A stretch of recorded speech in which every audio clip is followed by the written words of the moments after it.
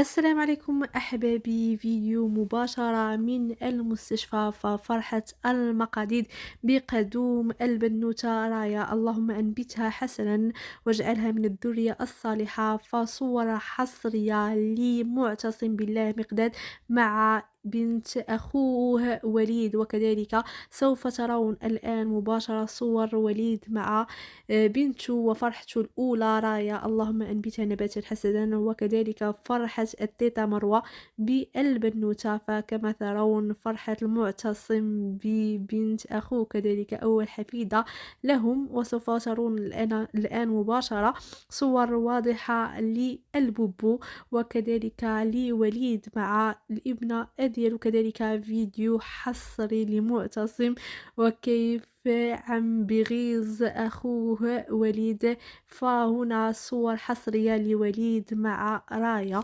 كما ترون.